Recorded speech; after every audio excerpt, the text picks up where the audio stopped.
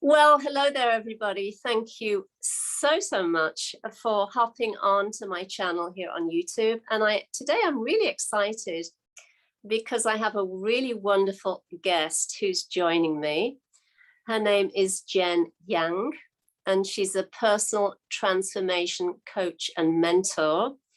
And she has a lot to offer and a lot to share. So I would love to just dive right in, have her introduce herself a little bit, and then we'll just go from there. And as always, if you want to ask questions, leave questions underneath and we will get back to you as soon as we can.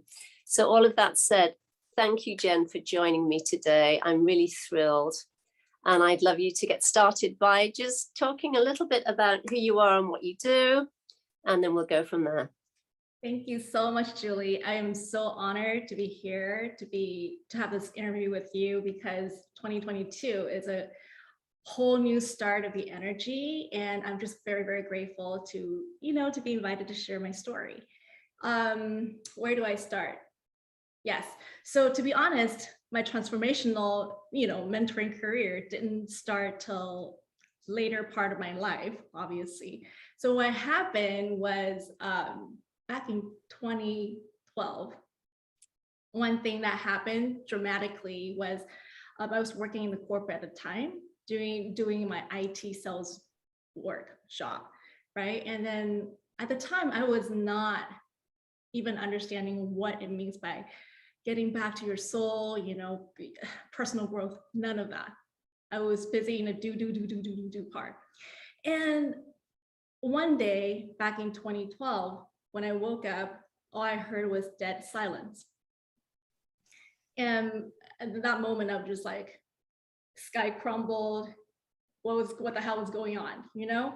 I completely lost a sense of who I am. Like, oh, I've been working so damn hard in my whole life, and this is what I got. Like, that was a very initial spiritual awakening that I had in my life 10 years ago. Oh my God.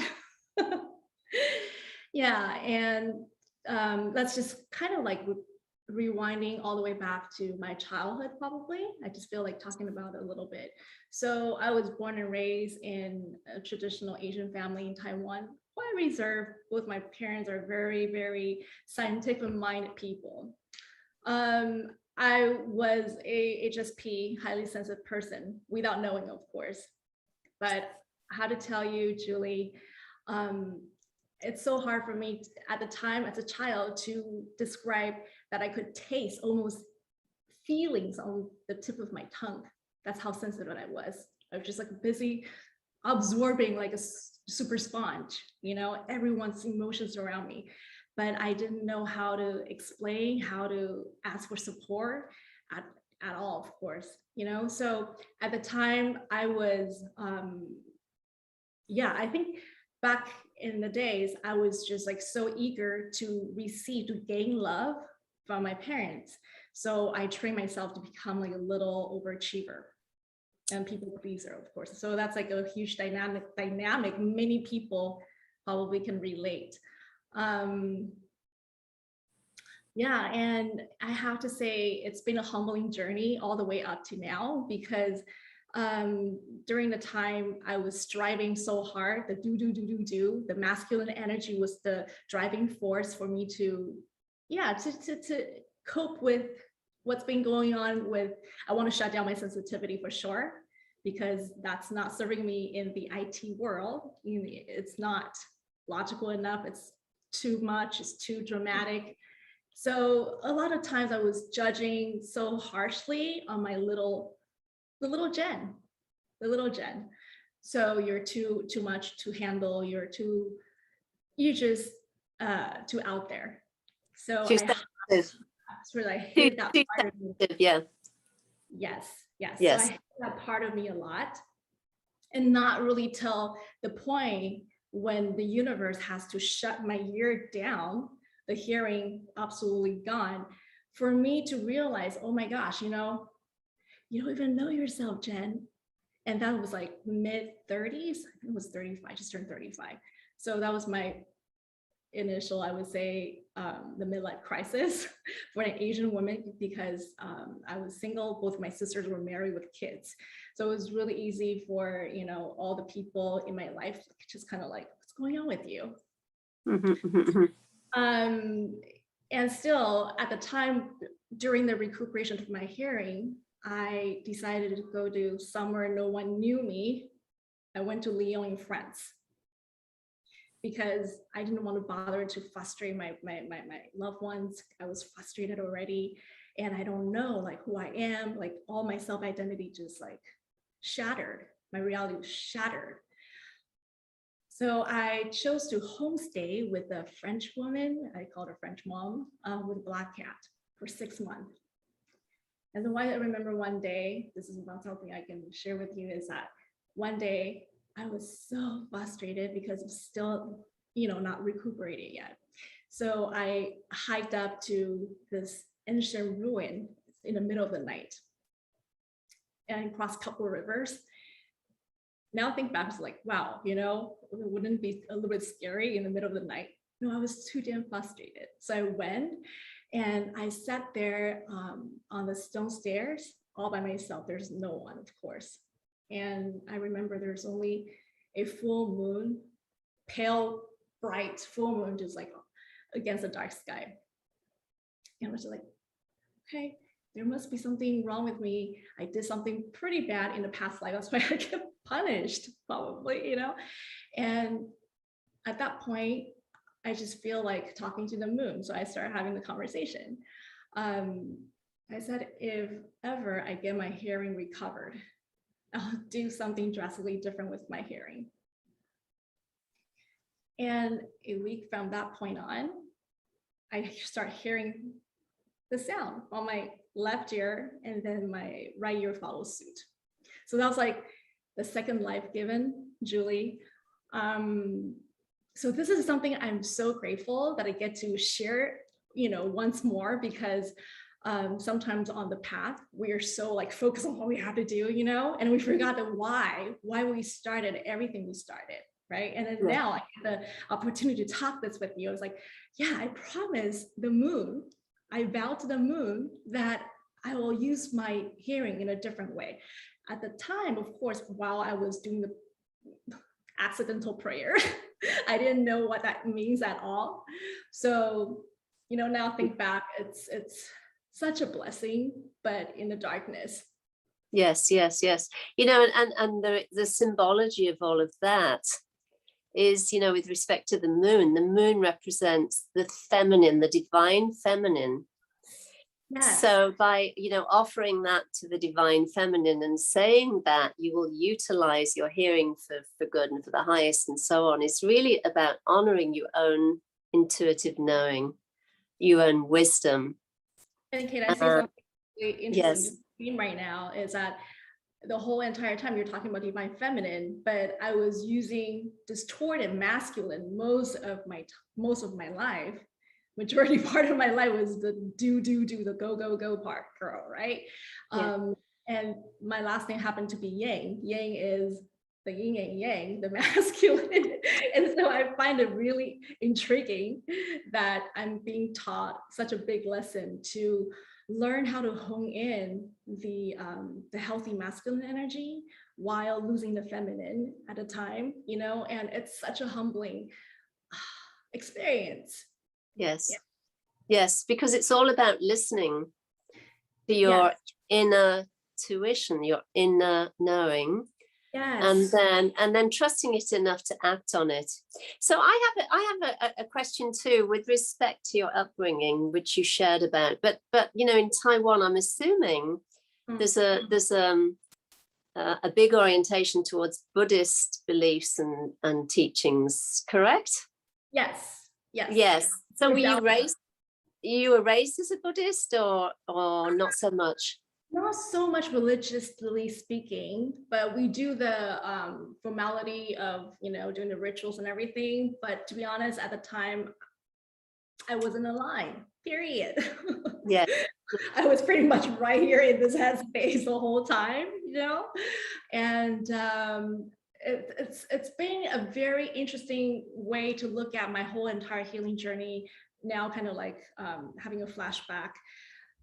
I was doing a lot of coping mechanism, but a lot of them are really generational. It's really generational. And Yes. that really kind of triggers a big part of my healing is that, wow, you know, if I get to heal my own pattern with compassion though, because this thing doesn't happen overnight, as you know, if I get to heal the part of me that's just so eager to get out of the craziness of all, right? If I'm able to love her as how it is, I get to ripple this energy out in the world, however it is. It doesn't have to be seen, you know? Yeah. So Yeah. it's funny because at first it was like, okay, inside, like you kind of you have the same house, people look at you, they identify you this way, right? The whole life, people know you, Jen is like this, but the tenant changed. Yes. So the current tenant knew everything about the previous tenant. Yes. Yeah. But nobody else outside of No. me knew about it. And that was a really wild ride, very wild ride. Yeah. And I'm sure, you know, Julie, you're able to relay this to me that, you know, I would say healing is not an option, but it's a must. Mm-hmm. It's a must. Yes. And when I talked to you about avoiding my feeling was the initial way for me to cope with all the sensitivity that I don't know how to handle. Yes. I got to understand, you know, feelings buried alive, it can never be buried alive, basically. Mm-hmm. Yes. So what was the, you know, after that, when your hearing started to come back, Yeah. what was it then that kind of guided you towards being a mentor and a coach? Okay, so this is going to be another long story. I'll try to keep it succinct. So again, that was the first time when I started to understand what synchronicity means. They're, you know, little coincidences, what we call it, but it has great significant meaning behind it. So I just kind of follow with each incident. For example, somebody said to me in the train when I was traveling from Paris to London, that's right before I went back to Taiwan. Somebody said to me, she happened to be a medium, and her son share exactly the same birthday as me. I was like, wow, that's weird. And then she said, yeah, you know, are you in a facilitation field? I was like, what do you mean? And they said, you know, are you a coach? I was like, you mean the coach in a gym? That's how off I was. I don't know what a coach is actually at the time. And she said, no. As you do have an aura of, you know, helping people. I was like, okay, I'm an IT salesperson. So at the time, I was just kind of having the little, you know, different little sparks in my life that just kind of like brings me like ideas. But by the time I came back to Taiwan, I still didn't know what's ahead of me. So I decided that I'm just going to teach Japanese and English to start with then, you know? And I remember there's a teacher, a trainer who are training these teacher wannabe for the second language of English, was telling me the same thing after our final exam. Like, Jen, have you thought about doing, you know, coaching? And I was like, coaching? Okay, well, that sounds familiar, you know? So I kind of linked it just like random people speaking the same word to me. And I know I have to understand more. So all the way up to now today, I have to say I'm being led by synchronicity. And for me to just kind of instinctively go along with these little signs, I have to trust the unknown. Yes. And that's like the most challenging, but the most beautiful part about life, I feel. Yes. Yeah. Yes. And that, yeah, I mean, and that you just summed it up really, because it's about stepping out of your comfort zone. Yeah. And stepping out of the surety, you know, and the need we have to be right and to get everything right and to know what's coming next. And of course, if you're following synchronistic events and if you're following your intuition, you can't rely on that. You really have to say yes. and be willing to step into the not knowing. Yes. And trust that, you know, the right person will show up, or someone or something will point you in a new direction. And it always does, in a way that either it gives me a huge learning that I really have to learn in that specific time, or it kind of gives you a different, like an aha moment for you to follow along. So it's very interesting. So not till today, I feel inspired to really also work with women. They're highly sensitive women, sometimes men too, to help them to connect with their intuitive soul's gifts. Yes. So they feel more confident, more empowered, and more whole, or feel more aligned to the truth of who they really are. I think that's the essence of why we're still breathing here. We're all trying to find who we are. Yes. Yeah. Yes. So that's what you're doing today. Currently, you're working one-on-one with people, or in groups, or how does that play out? Again, like, I feel so much, just a lot of lessons just continue to come back to remind me, be in your body, be in your body, be in your body, because you cannot live outside of your body. And when you are not living in this moment in your body, we easily get kidnapped by the mind. Yes. Right. And then for me to learn to hold space for women, it is such an honor to see them grow, to see them start trusting themselves, their own intuition, and their beauty shines through their willingness. So I guess, like, the word willingness, it means a whole lot to me. Like, you don't have to know everything at all, but being willing to just, like, be curious. If it's not about taking action, just, like, be curious about if there's a possibility out there, you know. Yeah. And that can actually bring a lot of later momentum in whatever they want to create. So yes.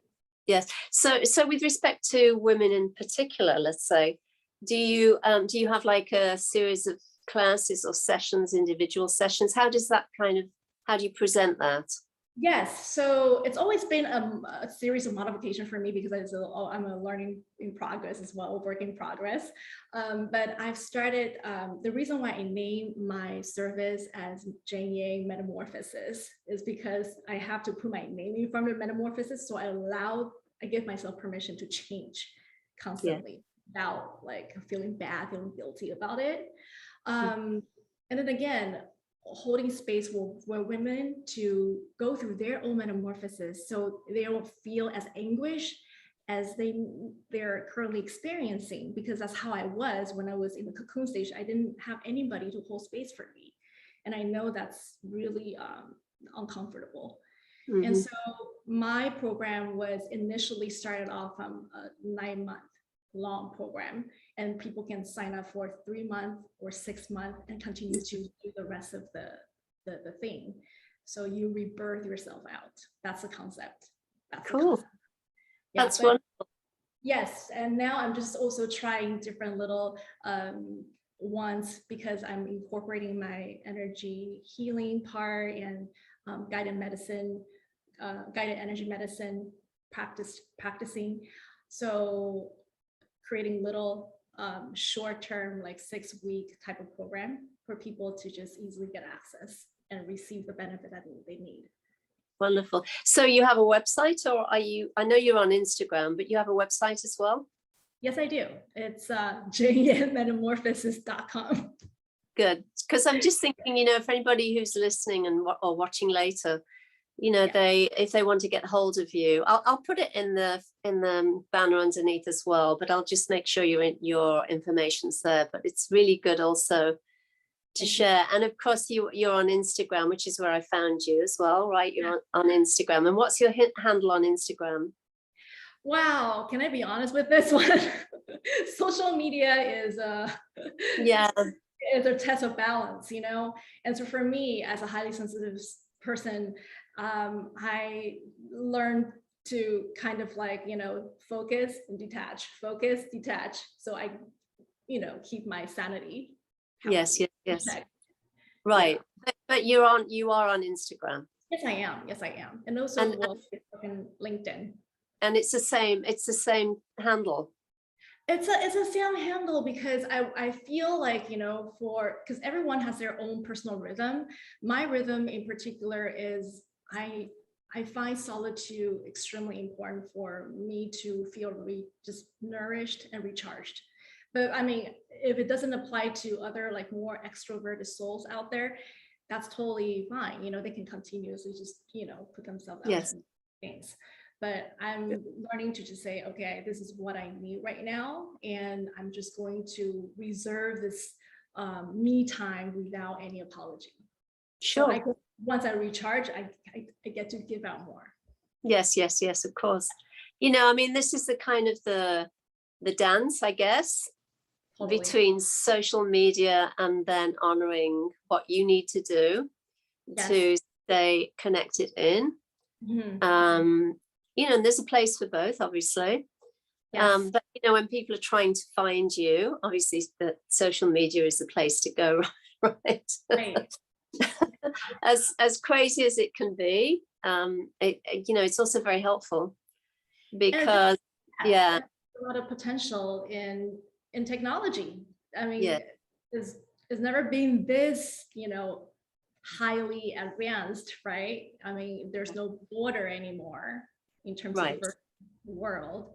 So definitely I'm still continuously learning how to balance better and while serving others. Yeah. Well, one of the things I really love, and I've discussed it with a few friends and clients, is that what will happen is I'll get kind of an intuitive message, or I'll start seeing somebody standing in front of me or asking me a question or something. And then lo and behold, when I go onto social media, I've got an email from her or him, or I'll find that they've sent me a message on Instagram or something. So I can feel when there's a movement of that energy coming in. And then what happens is it sort of plays out on social media, or I'll have a dream about them and so on. And then I'll get a message the next day. Because it's really one and the same, actually. Even though social media is often hijacked by people that don't always have the highest intention, it's really an outer manifestation of what's happening inside. And the truth of that is we're all connected. There's only one self or one source or whatever you want to call it. So I love that. I love that. Thank you so much. Yes. Yeah. So it's really just a case of being selective about how we utilize our time and how much time we spend on social media, but at the same time honoring that it is a reflection of consciousness. Yes. So it's the inside and outside are matching. Yes, because you can't have one without the other, obviously. And I think that's why there's been such an explosion on social media, because as we know, many people worldwide are waking up. And, this term waking up, being awake, has been very well utilized over the last, I don't know how many months or years. But the evidence of that is that, a lot of people are having this recognition, I'm not the body, I'm not the mind, I'm not my emotions, I'm much more than that, in whatever way they want to describe that. And of course, that is playing out in terms of what we're seeing on the television and, in the newspapers and on social media and everything. There's a greater awareness and a greater sensitivity towards that. And it is so beautiful because now you're mentioning this about it. I feel like we are lucky because compared to my generations above before us, they have no outlets. They have no access to these knowledge, the know-hows. I mean, nowadays you just click on anything, any platform, you get to receive all the precious knowledge that you actually need to learn, right? Yes. And then we get to learn about, wow, okay, I have to learn about self-love. Oh, wow, I have to learn about enlightenment. Yes. Yes. I mean, we also have to be discerning because there is a lot of noise, on social media, but, it's all about resonance and having a resonance. And I'm so happy you talked about, former generations, because the thing is that, and I know that you know this, but for those who are listening, once we have our own epiphany or our own awakening, and we do our own healing and all of that, it is generational. The yogis say it goes back 6 or 7 generations, the work we do. And so it has a really profound effect. And it might not be that you necessarily have a conversation with your family members about what you've been doing, but they'll feel in their own way, they will feel the effect of the work that you've done, and it will have an impact. Yes. And this is why we don't awaken just for ourselves. It's global, actually. It's global, and also for the next generations carried on, right? Yes. So I'm really delighted to hear that you're doing this work specifically with women, because, and especially if somebody has something similar to what happened to you in terms of hearing loss, or, vision, maybe problems with vision, something that relates to the senses, then you'd be the perfect person for them to reach out to have a conversation with. Or, if somebody's feeling, stuck, or needs to kind of see clearly, or wants to connect in with their intuition, whatever it is, there's someone that they can connect with and have an authentic conversation with, because you have been there and you know what that looks and feels like. And you're speaking from your own direct experience, which is really, it's invaluable. It really is invaluable. So it's fantastic. And also I seem to remember I saw something on Instagram where you wrote an article for the Tiny Buddha magazine, or the book. yeah, it's a little calendar. Oh wow, right here, a little calendar. Oh, nice. Yeah, I mean, the reason that kind of intrigued me, because I've written, I think, 4 or 5 articles for the blog, and I was included in one of the books, Tiny Buddha's Guide to Loving Yourself, some years ago. And I really love the work that Laurie Deschain is doing via the Tiny Buddha platform. But, it was the title of and the descriptor of what you had shared that kind of captivated me. So I don't know whether you'd like to talk a little bit about that, but I thought it was really great. I don't have the exact words with me right now, but anyhow, so it's on May 6th. Hold on a sec. I think wasn't it seeking outside approval? Yes, well, it takes your power away. Yes, so the original one that that got chosen by Laurie was, when a person walks away, wrongs us, or even make hurtful comments, we need to learn to shake off that disrespect. Don't believe the lies that we're not talented enough, attractive enough, or good enough. They don't determine our value. They can't lessen our self-worth. The only power people have over us is the power we give to them. We don't have to play up to people to try to win their favor. If they don't want to be in our lives, it's actually their loss, not ours. Yes. So it was such a humbling aha that happened when I look at this one. I was like, well, because I wrote the blogs like years ago, and I could sense that I was going through some major healing, and then have this like cutthroat, no BS type of energy. It's like, okay, if you don't want to be in my life, and this is your loss, and and not saying it's bad, but because there are some relationships that's toxic, then we really have to draw certain distance from, so we can continuously trust our path. But I just felt the need to add a little bit more, is that to more compassion to wherever we are in each stage. I was able to see myself going through that healing, and the energy that was in the quote is more masculine. Yeah. And I'd love to invite more softness, more gentleness in here. So allow other people to be themselves. We all coexist, because this is a humanity. We don't promote separation here. I'm an Aquarius sun, so yes. Right. Yeah, that's wonderful. Yeah, that's really wonderful. And then there was something else I saw that you were offering. Was it bust the myth of being a spiritual person? Which one is Or was that? that a talk? Bust the myth of being spiritual. I think you were, Oh, okay, I think one of the posts that I wrote, yes. yes, which I loved as well, because you can, especially when you have some sort of awakening, and you can be very earnest about your practices and being on a spiritual path and so on and so forth. But if you're not careful, you can become really identified with that to the exclusion of everything else. And there is something called spiritual bypassing that we're all familiar with, but the important part is to include your humanity. So I just love I love the theme or the title of what you had been sharing. I thought that was really great. Because it's important, right?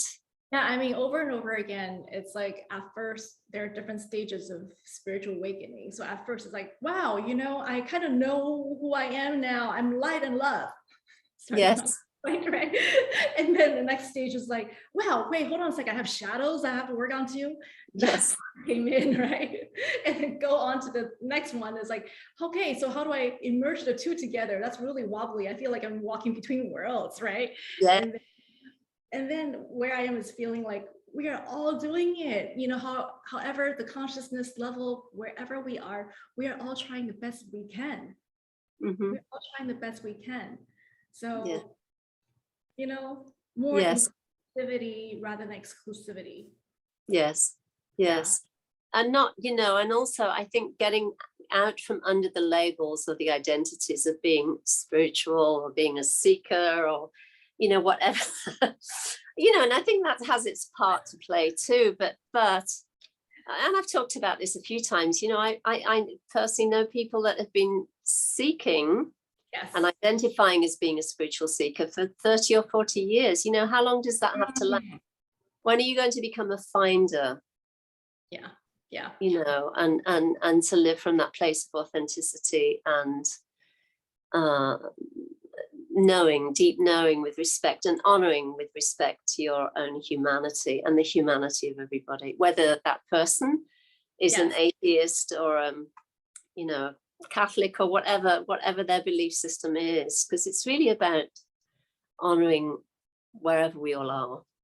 And also because one of my favorite quote, this French philosopher, I don't remember his name specifically, but then he said, well, we're all spiritual beings having this human experience, right? Mm-hmm. So no matter you're a mental person, you're a scientific minded person, no matter what form you're in, we're spiritual already.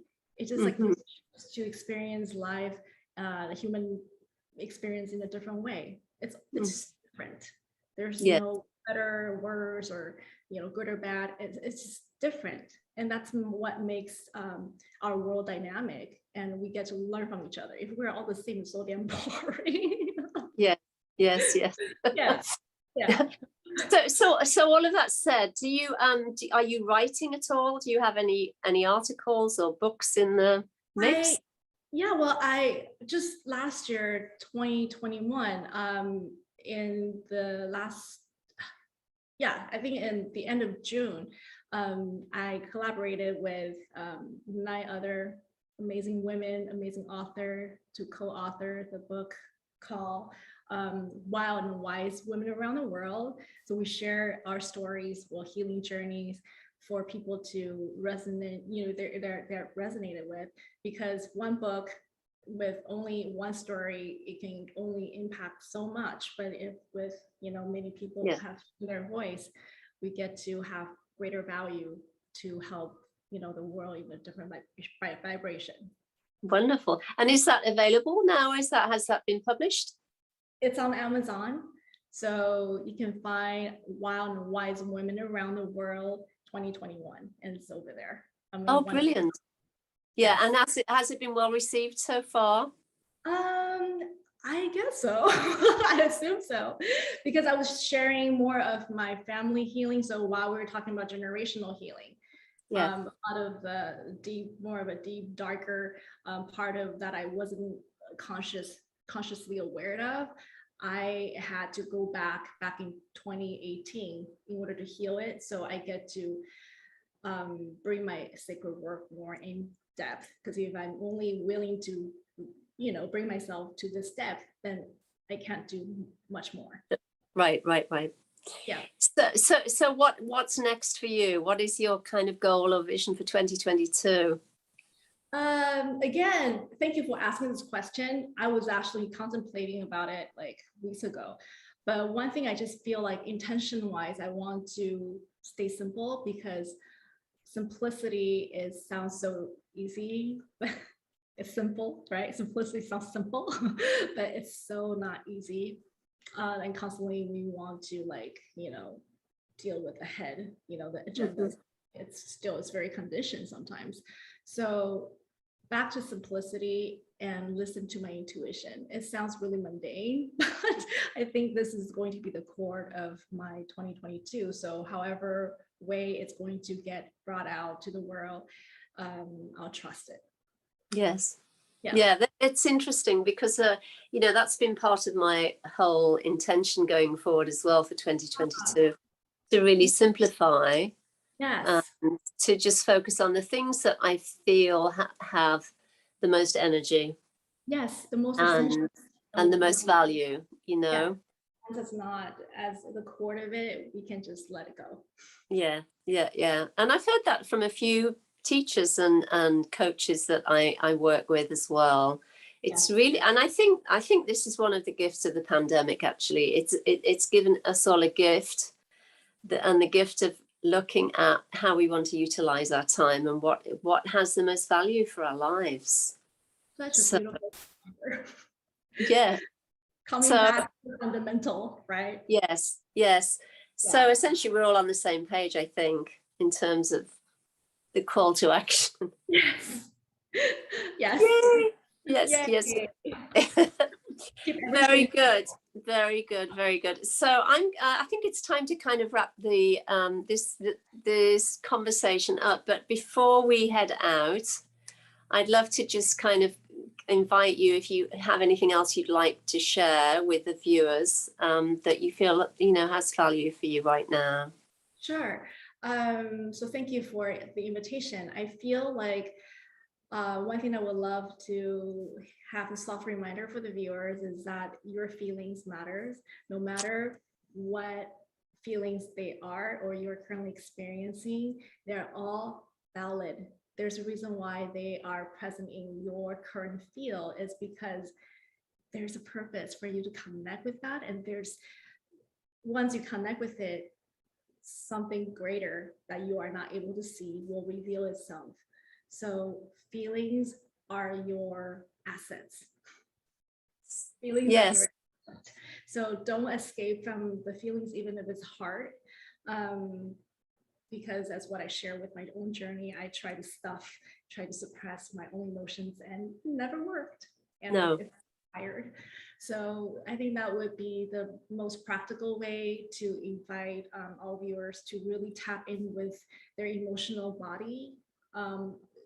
Just every now and then throughout the day, just say 30 seconds, not even a minute, 30 seconds, just be still with yourself, touch your heart, because your heart is beating for you 24/7, no matter where you are, right?